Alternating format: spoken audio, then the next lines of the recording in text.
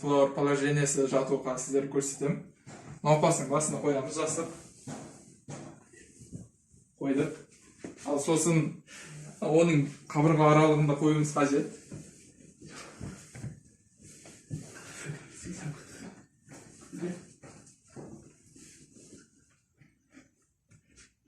Сосын екі қолына қоямыз оны. Ал оң қолында да қоямыз жастықты.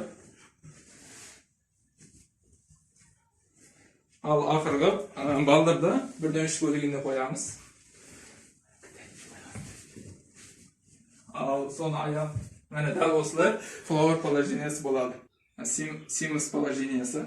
Науқасты осылай жатқызамыз. Басына жастық қоямыз. Оның басына осылай қою керек, ал қолны бүкпеу керек. Ал бүгілген тарапында да жастық қоямыз.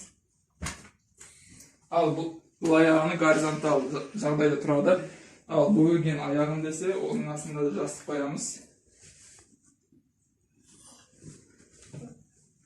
Ал осы симус положениесі дейіледі.